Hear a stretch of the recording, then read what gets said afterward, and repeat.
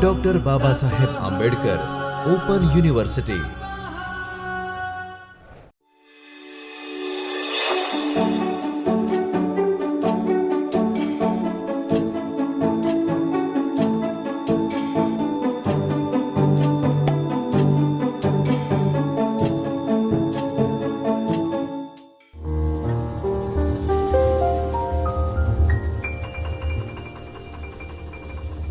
નમસ્કાર વિદ્યાર્થી મિત્રો, રિસર્ચ અને પબ્લિકેશન્સ ઇથિક્સના MOOCs કોર્સમાં આપનું સ્વાગત છે. જર્નલ ઇમ્પેક્ટ ફેક્ટર અને વિવિધ સૂચકાંકોના વિસ્તૃત વિશ્લેષણ અંગે આપણે આજે માહિતી મેળવીશું. હું ડૉક્ટર ઉત્તમ કુમાર ડી રાણા આપને જર્નલ ઇમ્પેક્ટ ફેક્ટર અને સાઇટ સ્કોરના વિસ્તૃત વિશ્લેષણ અંગે આજના અભ્યાસમાં આપણે વિશેષ માહિતી મેળવીશું. જે અંતર્ગત પ્રસ્તુત અભ્યાસમાં આજે આપણે વિવિધ સૂચકાંકોનો પરિચય, જે અંતર્ગત impact factor, journal citation report, SNIP એટલે કે સોર્સ નોર્મલાઇઝ ઇમ્પેક્ટ પર પેપર, SGIR, IPP ઇમ્પેક્ટ પર પબ્લિકેશન્સ, સાઇટ સ્કોર, વિવિધ સૂચકાંકોની તુલના અને તેનું મહત્ત્વ, ઇમ્પેક્ટ ફેક્ટર અને સૂચકાંકોની વિવિધ મર્યાદાઓ અને તેમના જવાબદાર ઉપયોગ અંગેની માર્ગદર્શક સૂચનાઓ અંગે આપણે વિસ્તૃત માહિતી મેળવીશું. સૌપ્રથમ પરિચયમાં જોઈએ તો શૈક્ષણિક અને વૈજ્ઞાનિક સંશોધનના ક્ષેત્રમાં જર્નલ્સ જ્ઞાનના પ્રસાર અને સંશોધનના પરિણામોના પ્રચાર તથા પ્રસાર માટેનું મુખ્ય માધ્યમ છે. સંશોધનના ક્ષેત્રમાં જર્નલની ગુણવત્તા અને તેના પ્રભાવનું મૂલ્યાંકન કરવું એ અત્યંત મહત્ત્વપૂર્ણ બની જતું હોય છે. મૂલ્યાંકન માટે વિવિધ માપદંડો અને સૂચકાંકોનો ઉપયોગ કરવામાં આવતો હોય છે. જે અંતર્ગત પ્રસ્તુત અભ્યાસમાં આપણે impact factor, journal citation report, SNIP એટલે કે સોર્સ નોર્મલાઇઝ ઇમ્પેક્ટ પર પેપર, SGIR, IPP એટલે કે ઇમ્પેક્ટ પર પબ્લિકેશન, સાઇટ સ્કોર જેવા વિવિધ સૂચકાંકોની છણાવટ પ્રસ્તુત અભ્યાસમાં કરવામાં આવી છે. હવે આપણે જોઈએ તો ઇમ્પેક્ટ ફેક્ટર એટલે શું? ઇમ્પેક્ટ ફેક્ટર એ એક સંખ્યાત્મક માપ છે જે કોઈ ચોક્કસ જર્નલમાં પ્રકાશિત થયેલા લેખોને સરેરાશ કેટલી વાર અન્ય શૈક્ષણિક પ્રકાશનોમાં ટાંકવામાં એટલે કે ઉપયોગમાં લેવામાં આવ્યા છે તે દર્શાવતું સંખ્યાત્મક માપ છે. સામાન્ય રીતે આ માપ 2 વર્ષના સમયગાળા પર આધારિત હોય છે. ઉચ્ચ ઇમ્પેક્ટ ફેક્ટર ધરાવતું જર્નલ જે તે ક્ષેત્રમાં વધુ પ્રભાવશાળી અને મહત્વપૂર્ણ માનવામાં આવતું હોય છે, કારણ કે તેના લેખો અન્ય સંશોધકો દ્વારા વધુ વખત ટાંકવામાં આવ્યા હોય છે. એટલે જે જર્નલનું ઇમ્પેક્ટ ફેક્ટર વધારે હોય તેને જે તે ક્ષેત્રમાં વધુ પ્રભાવશાળી અને ઉપયોગી અને મહત્વપૂર્ણ માનવામાં આવતું હોય છે. હવે આપણે જર્નલ સાઇટેશન રિપોર્ટ અંગે માહિતી મેળવીશું. જર્નલ સાઇટેશન રિપોર્ટ એ ક્લેરિવેટ એનાલિટિક્સ કે જે પૂર્વે થોમ્સન રાઇટર્સ દ્વારા પ્રકાશિત કરવામાં આવતું હતું તેના પર આધારિત એક સૂચકાંક છે. તે વેબ ઓફ સાયન્સ ડેટાબેઝમાં અનુક્રમિત એટલે કે ઇન્ડેક્સ જર્નલ્સ માટે ઇમ્પેક્ટ ફેક્ટર અને અન્ય સાઇટેશન મેટ્રિક્સ પ્રદાન કરે છે.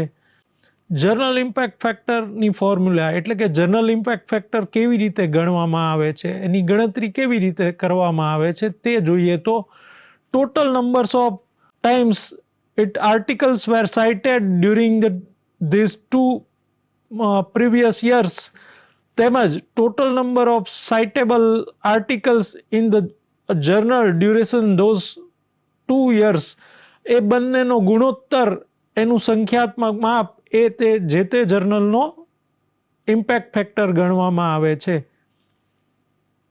જર્નલ સાઇટેશન રિપોર્ટ એટલે કે JCR તેનું મહત્વ અને ઉપયોગ અંગે આપણે જોઈએ તો સંશોધકો માટે કયા જર્નલમાં પોતાનું પ્રકાશિત કરવું તે નક્કી કરવામાં સંશોધકોને ઉપયોગી થતું હોય છે.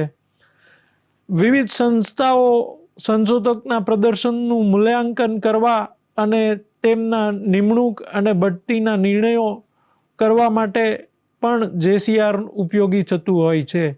વિવિધ લાઇબ્રેરીઓને કયા જર્નલ્સનું સબસ્ક્રિપ્શન લેવું તે નક્કી કરવામાં JCR ઉપયોગી થતું હોય છે. સંશોધન પ્રસ્તાવોને ભંડોળ એજન્સીઓ, ભંડોળ પૂરું પાડતી એજન્સીઓ તેમના પ્રસ્તાવોના મૂલ્યાંકન કરવા માટે પણ JCR ઉપયોગી થતું હોય છે.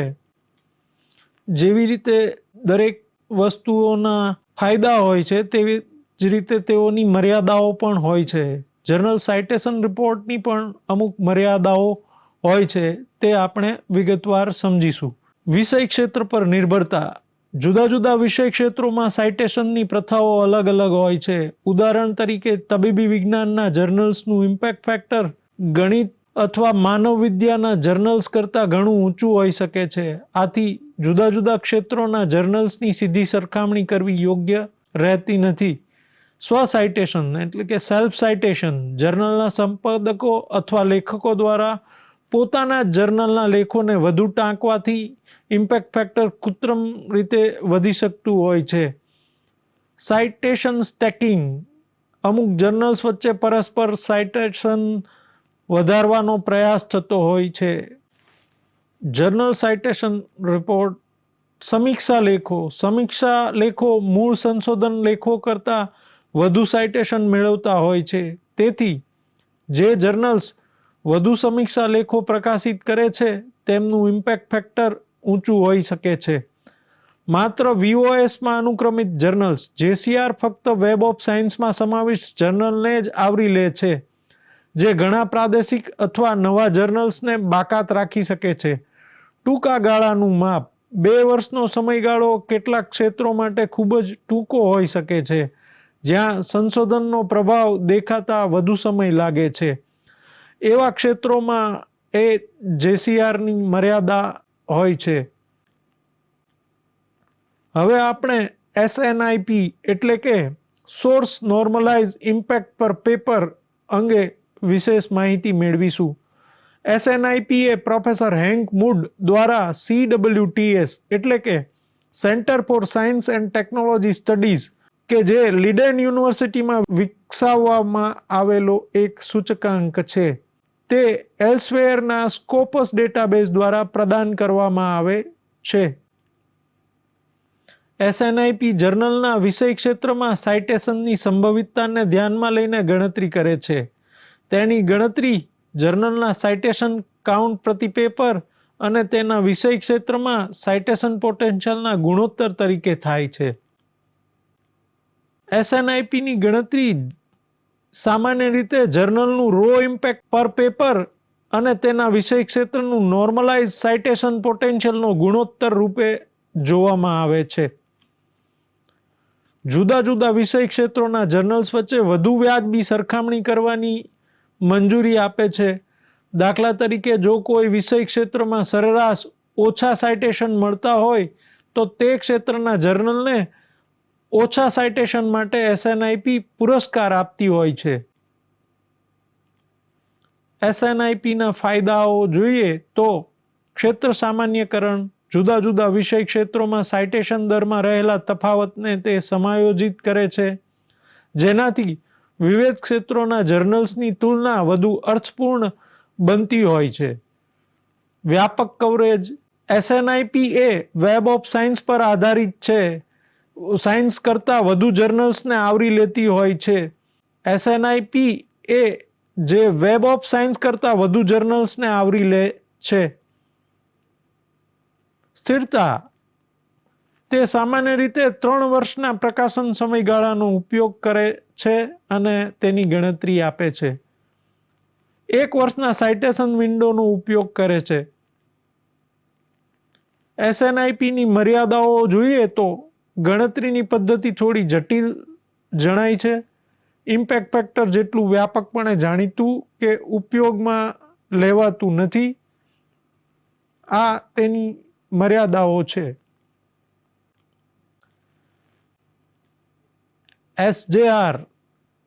SJR એટલે કે સાયોમેગો જર્નલ રેન્ક એ સાયોમેગો લેબ દ્વારા વિકસાવવામાં આવેલો એક સૂચકાંક છે.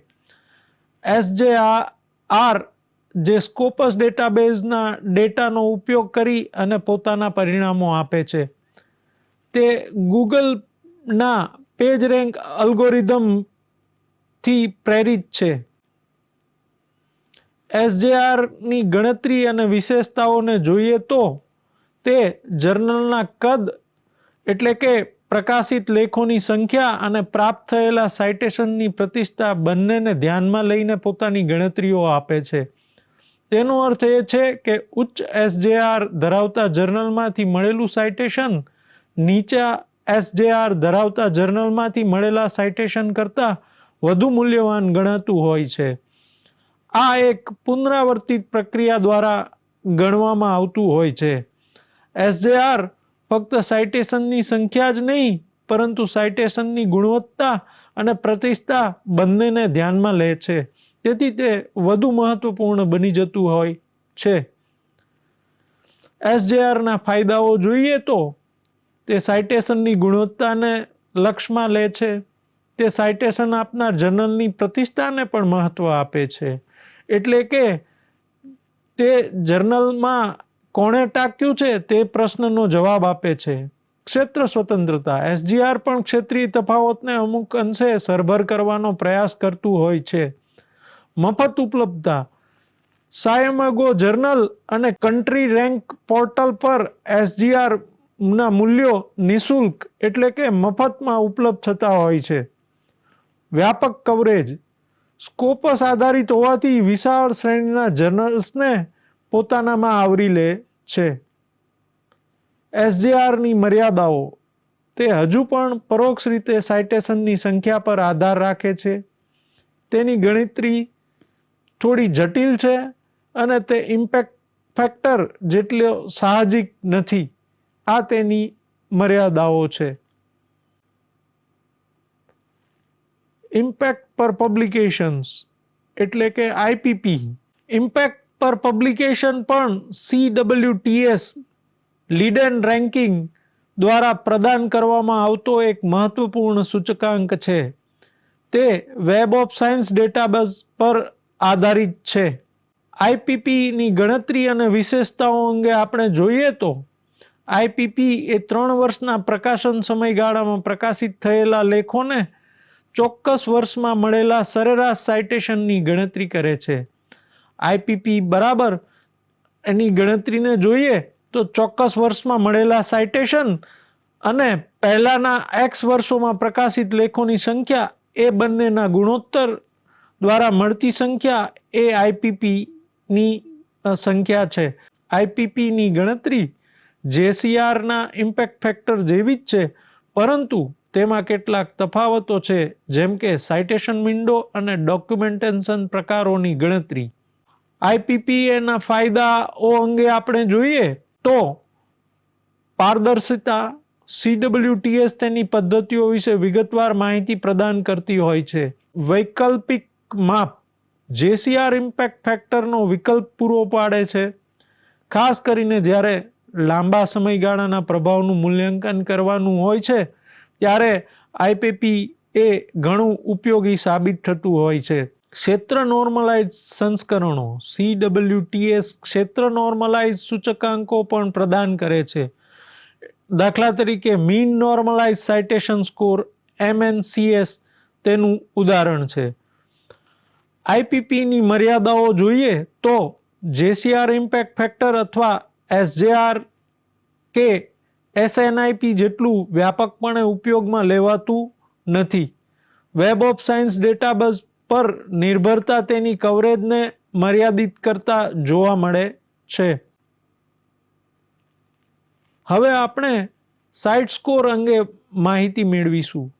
મહત્વની વાત એ છે કે સાઇટ સ્કોર એ તમામ ડોક્યુમેન્ટના પ્રકારો જેવા કે લેખો, સમીક્ષાઓ, કોન્ફરન્સ પેપર્સ, પુસ્તકો, પ્રકરણો, ડેટા પેપર્સ વગેરે તમામ પ્રકારોને પોતાનામાં આવરી અને ગણતરીમાં ઉપયોગમાં લે છે. સાઇટ સ્કોર એ એલ્સવેર દ્વારા 2016માં રજૂ કરાયેલ એક નવો જર્નલ મેટ્રિક્સ છે જે સ્કોપસ ડેટાબેઝ પર આધારિત છે. સાઇટ સ્કોરની ગણતરી 4 વર્ષના સમયગાળા પર આધારિત છે. હવે આપણે ઉદાહરણ તરીકે સમજીએ તો new site score methodology site score 2019 અનુસાર આપણે પ્રસ્તુત આલેખ દ્વારા સાઇટ સ્કોરની ગણતરીને સમજવાનો પ્રયત્ન કરીશું. જે અંતર્ગત સાઇટ સ્કોર 2019 બરાબર એ એટલે સાઇટેશન છે. 2016થી લઈને વર્ષ 2019 સુધીમાં જે તે citation to articles review, conference papers, book chapters અને ડેટા પેપર્સ પબ્લિશ થયેલા છે તેની સંખ્યા દર્શાવે છે અને તેના ગુણોત્તર એટલે કે છેદમાં આર્ટિકલ્સ ડિનોમિનેટર તરીકે 2016થી 19માં પબ્લિશ થયેલા આર્ટિકલોની સંખ્યા, આ બંનેનો ગુણોત્તર દ્વારા મળતી સંખ્યા એ જે તે જર્નલ્સનો 2019નો સાઇટ સ્કોર ગણી શકાય. આવી રીતે એની ગણતરી કરવામાં આવતી હોય છે. સાઇટ સ્કોરના ફાયદા અને મર્યાદાઓમાં જોઈએ તો પારદર્શિતા અને મફત ઉપલબ્ધતા. સાઇટ સ્કોરની ગણતરીની પદ્ધતિ એકદમ સ્પષ્ટ છે, વળી તે નિઃશુલ્ક રીતે સરળતાથી ઉપલબ્ધ બની જાય છે. વ્યાપક કવરેજ તે પણ એક સાઇટ સ્કોરનો મહત્વપૂર્ણ ફાયદો છે. તે સ્કોપસમાં અનુક્રમિત એટલે કે ઇન્ડેક્સ તમામ જર્નલ્સનો લગભગ 25,000 કરતાં વધુ સક્રિય શીર્ષકો માટે ઉપલબ્ધ હોય છે. વધુ સ્થિરતા 4 વર્ષના સમયગાળા જેવો મોટો સમયગાળાનો તે ઉપયોગ કરે છે. તેની વાર્ષિક વધ માટે ઓછો સંવેદનશીલ બનાવે છે અને વધુ સ્થિર માપ પ્રદાન કરે છે. વિવિધ ડોક્યુમેન્ટ પ્રકારોનો સમાવેશ જર્નલનો ઉપયોગ કરે છે. જર્નલના એકંદર આઉટપુટનું વધુ વ્યાપક ચિત્ર આપે છે અને ડોક્યુમેન્ટના વિવિધ તમામ પ્રકારોનો આપણે આગળ જોયું તે મુજબ પોતાનામાં સમાવેશ કરી અને ગણતરી કરે છે. તેથી તે વધુ સમાવેશલક્ષી સૂચકાંક તરીકે ફાયદામંદ છે. સાઇટ સ્કોરની મર્યાદાઓ આપણે જોઈએ તો તે એક નવો મેટ્રિક છે જે 2016માં જ અસ્તિત્વમાં આવ્યો છે. JCR ઇમ્પેક્ટ ફેક્ટર જેટલી ઐતિહાસિક માન્યતા અને સ્વીકૃતિ હજુ તેને મળી નથી. તમામ ડોક્યુમેન્ટ પ્રકારોનો સમાવેશ કરે છે. સંપાદકીય અથવા પત્રો જેવા ઓછા ટાંકવામાં આવતા ડોક્યુમેન્ટ પ્રકારોનો સમાવેશ કરવાથી સરેરાશ સાઇટેશન ઘટી શકે છે.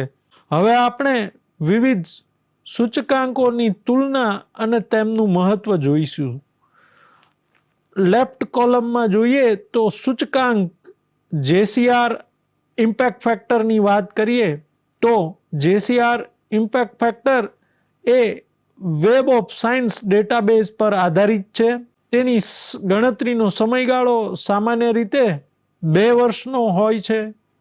તેની વિશેષતા જોઈએ તો પરંપરાગત અને વ્યાપકપણે સર્વસ્વીકૃત છે.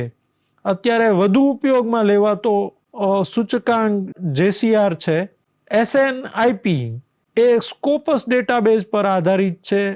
ગણતરીના સમયગાળા તરીકે 3 વર્ષના સમયગાળાનો ઉપયોગ કરે છે. વિષય ક્ષેત્રનું સામાન્યકરણ એટલે કે ફિલ્ડ નોર્મલાઇઝેશન એ SNIPની મુખ્ય વિશેષતાઓમાંની એક છે. SJR એ સ્કોપસ ડેટાબેઝ પર આધારિત સૂચકાંક છે જે સામાન્ય રીતે 3 વર્ષના સમયગાળાનો ઉપયોગ કરે છે.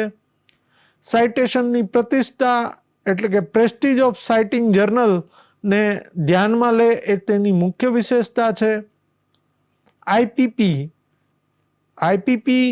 એ વેબ ઓફ સાયન્સ પર આધારિત ડેટાબેઝનો ઉપયોગ કરી અને પોતાની ગણતરી આપતો હોય છે. ગણતરીનો સમયગાળો સામાન્ય રીતે 3 વર્ષનો રહેતો હોય છે. તે JCRના વિકલ્પ તરીકે ઉપયોગમાં લેવાતો સૂચકાંક છે. ઉપરાંત વિવિધ સાઇટેશન વિન્ડોની પણ તેમાં ઉપલબ્ધતા અથવા તો શક્યતા હોય છે. સાઇટ સ્કોર એ સ્કોપસ અને એલ્સવેર ડેટાબેઝ દ્વારા ઉપયોગમાં લેવાતો નવો સૂચકાંક છે, જે સામાન્ય રીતે 4 વર્ષના સમયગાળાનો ઉપયોગ કરી અને પોતાની ગણતરી આપતો હોય છે. તેની મુખ્ય વિશેષતા જોઈએ તો વ્યાપક ડોક્યુમેન્ટ કવરેજ, એટલે કે સ્કોપસનું ઇન્ડેક્સ જર્નલોનો ઉપયોગ કરી અને પોતાના ગણતરી આપતો હોય છે, એટલે એનું પારદર્શક છે, ટ્રાન્સપરન્સી છે, તેમજ નિઃશુલ્ક અને મફત ઉપલબ્ધતા એ પણ એની એક મુખ્ય વિશેષતા છે. ઇમ્પેક્ટ ફેક્ટર અને સૂચકાંકો અને તેના જવાબદાર ઉપયોગ અંગે વિવિધ માર્ગદર્શિકાઓ પણ રહેલી છે. તે અંગે આપણે વિશેષ માહિતી મેળવીએ. વ્યક્તિગત સંશોધકોનું મૂલ્યાંકન.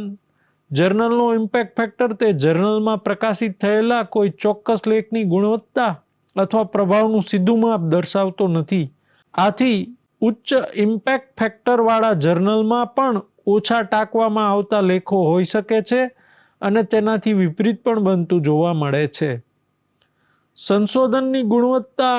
ઇમ્પેક્ટ ફેક્ટર સંશોધનની મૌલિકતા, નવીનતા અથવા સામાજિક પ્રભાવને દર્શાવતું નથી, જે તેની એક મર્યાદા છે. દબાણ અને વિકૃતિઓ. ઇમ્પેક્ટ ફેક્ટર પર વધુ પડતા ધ્યાન કેન્દ્રિત કરવાથી સંશોધકો હોટ ટોપિક્સ પર કામ કરવા પ્રેરાતા હોય છે અથવા તો ઉચ્ચ ઇમ્પેક્ટ ફેક્ટરવાળા જર્નલ્સમાં પ્રકાશિત કરવા માટે દબાણ અનુભવી શકતા હોય છે. ડોરા એટલે કે ડિક્લેરેશન ઓન રિસર્ચ એસેસમેન્ટ એક એવી પહેલ છે જેને સંશોધન મૂલ્યાંકનમાં જર્નલ આધારિત મેટ્રિક્સ જેમ કે JCR-IFના અયોગ્ય ઉપયોગને નિરુત્સાહિત કરે છે. ડોરા જેવી પહેલ સંશોધનના વાસ્તવિક ગુણવત્તા અને પ્રભાવ પર ધ્યાન કેન્દ્રિત કરવાની ભલામણ કરે છે. લીડેન મેનિફેસ્ટો પણ સંશોધન મૂલ્યાંકનમાં મેટ્રિક્સના જવાબદાર ઉપયોગ માટે માર્ગદર્શિકા પૂરી પાડે છે.